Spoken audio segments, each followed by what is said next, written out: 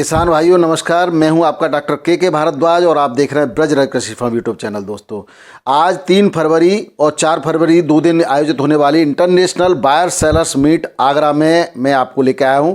यहां आपको मैं मिलवाता हूं डॉक्टर कादियान जी से, जो कि CPRI के सीनियर कंसल्टेंट ऑफ पोटैटो हैं।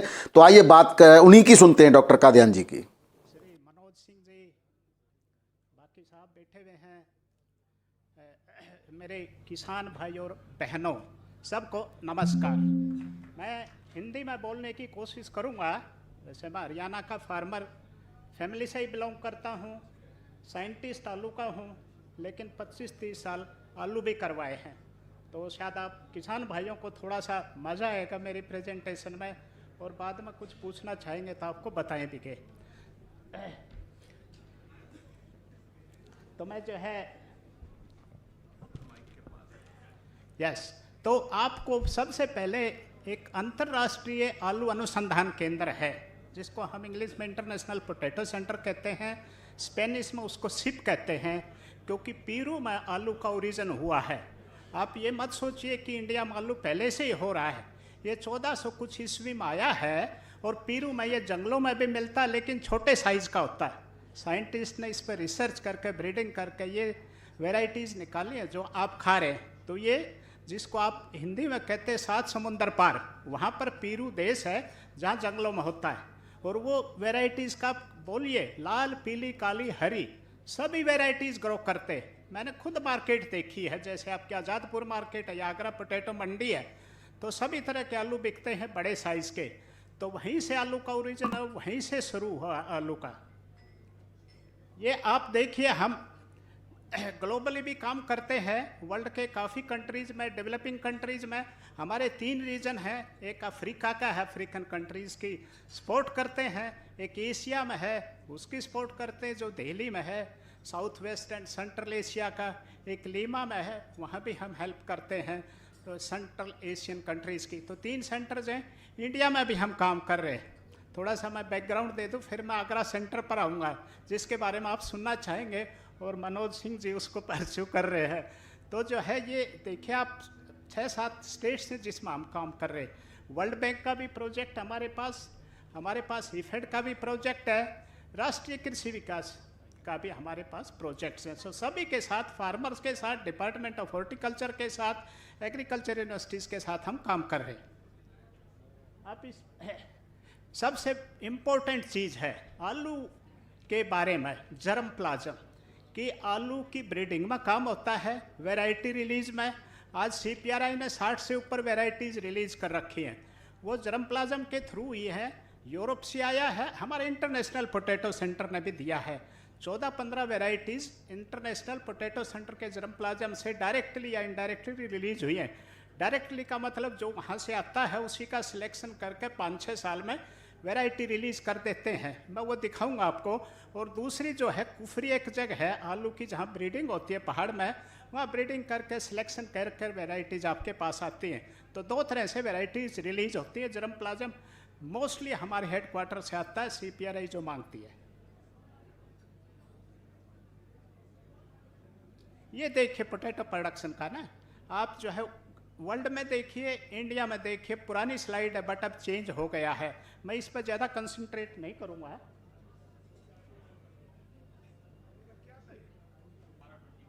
रहे थे सिद्धि विनायक से, मुझे बहुत मज़ा आ रहा था जब वो प्रोसेसिंग के बारे में बता रहे थे, क्योंकि हिंदुस्तान में जब तक प्रोसेसिंग नहीं आएगी तब तक जो है फार्मर्स का, आलू ग्रोवर्स का भला नहीं होगा।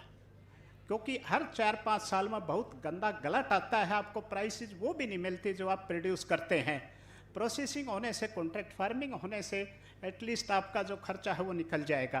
तो इसके बारे में जो है, ये प्रोसेसिंग वेराइटीज़ हैं, क्या ना, I think it's these are some of the processing varieties किसान भाई ग्रो कर रहे हैं, उनको पता है इसके बारे में। Next please, next please. So these are some of the varieties which have been released. यानी 3-4 वेराइटीज़ के बारे में मैं बताऊंगा आपको, जो बहुत अच्छी हैं और किसान भाइयों को पसंद आएंगे, और उनको पता भी है रिलीज हो चुकी हैं। 3 वेराइटीज़ रिलीज हुई हैं लेटेस्ट इन 5 साल के अंदर। एक है कुफरी थर्ड 2, जिसमें पानी की क्वांटिटी कम चाहिए, 30% कम, और आपके जो स्क्रीन पर है ये कुफरी थर है, आपको पता है सबसे बड़ी समस्या आपके पोटैटो प्रोडक्शन या सीड मल्टीप्लिकेशन में वायरसेस की होती है, और वायरसेस कई तरह की होती है, मैं डिटेल में नहीं जाऊंगा। और उसके बाद होती है लेट ब्लाइट, तो दो मेन होती हैं। तो ये आपके पीछे जो लेट ब्लाइट जिसको आप झुलसा रोग कहते हैं, ये बड़ी समस्या है। ये एक बार खेत में घुस जाए तो बड़ा मुश्किल होता कंट्रोल करना। हमने ये वैरायटी निकाली है, सिप ने निकाल ली है, या इंटरनेशनल पोटैटो सेंटर में सबसे पहले भूटान में, क्योंकि भूटान का क्लाइमेट जो है ह्यूमिड है, बारिश होती रहती है। तो हमारे पास एक प्रोजेक्ट था तो मैं इसको पहले वहाँ निकाल करके आया। आप देखिए एक तरफ बिल्कुल दूसरी वैरायटी ख़त्म हो चुकी है झुलसा रोग से, और ये वैरायटी खड़ी हुई है।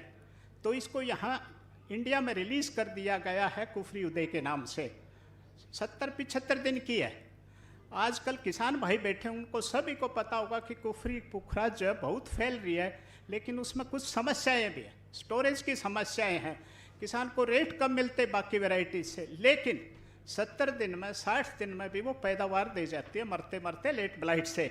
तो ये भी ऐसी वैरायटी है जो 70 दिन के अंदर बहुत अच्छी पैदावार देगी। लेट ब्लाइट की रेजिस्टेंस है, अच्छी कीपिंग क्वालिटी है, दाम भी अच्छे मिलते हैं। अभी मार्केट में जो है हरियाणा में फार्मर्स होलसेल मार्केट में बेच रहे थे, 900 रुपये क्विंटल जा रही थी, पुखराज 650 रुपये क्विंटल जा रहा था। तो किसान भाइयों को ऐसी वैरायटी चाहिए, जल्दी निकाले और पहले बेच दें, और भाव अच्छे मिले, स्टोर करना चाहे तो वो भी अच्छा हो। नेक्स्ट, दिस इज द थर आई टोल्ड यू। ये थर का मतलब है डेजर्ट, राजस्थान मरुस्थल, वहाँ पर ये वैरायटी हमने रिलीज की है।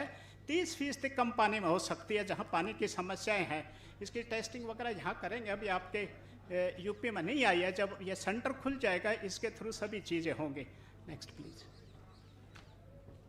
ये आपको बायोफोर्टिफाइड, आप नॉर्मल वेराइटीज़ ग्रो करते हैं, लेकिन अभी हमने एक दिखाई कुफरी उदय, वो बायोफोर्टिफाइड है। उसमें जो है आयरन और जिंक की परसेंटेज ज़्यादा है, जो कि हर आदमी की ज़रूरत है, वो रिक्वायर्ड क्वांटिटी में नहीं मिलता है।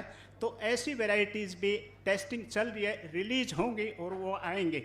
इसके ऊपर भी सिप काम कर रहा है। ये अनदर टीपीएस टेक्नोलॉजी किसान भाइयों को पता होगा, शायद बाकी ऑफिसर्स को शायद नहीं पता होगा। बहुत पहले ट्रू पोटैटो सीड टेक्नोलॉजी आई थी, लेकिन उसमें प्रॉब्लम्स आई थी 3-4। एक तो 100 दिन से ज़्यादा मैच्योरिटी, सेग्रीगेशन था, अलग अलग तरह के आलू निकल रहे थे, मार्केट में समस्या थी। लेकिन अब एक रिसर्चर जो मैं किसान भाइयों को बता रहा हूँ, वो टीपीएस फिर से आ रहा है, जिसको डाई हैप्लाइड टीपीएस कहते हैं।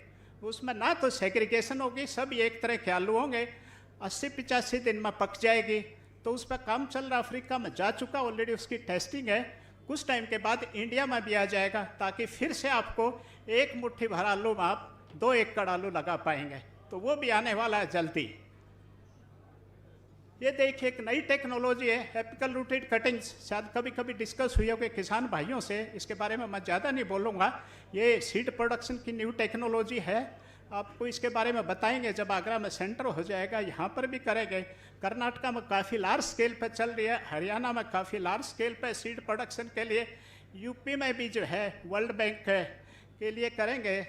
डॉक्टर अरविंद जी यहाँ बैठे हुए वर्ल्ड बैंक के, तो पीछे डिस्कस हुआ था। तो सीड की प्रॉब्लम है आपके ईस्टर्न इंडिया और बुंदेलखंड में। So we are working on this innovative technology and climate smart varieties also.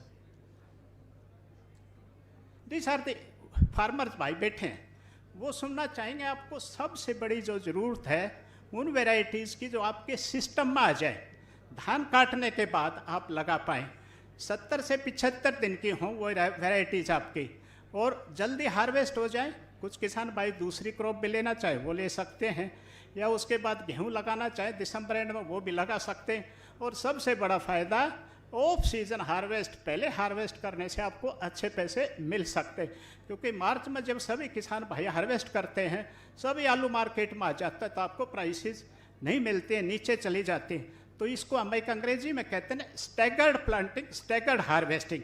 अलग अलग टाइम पर लगे, अलग अलग टाइम पर निकले।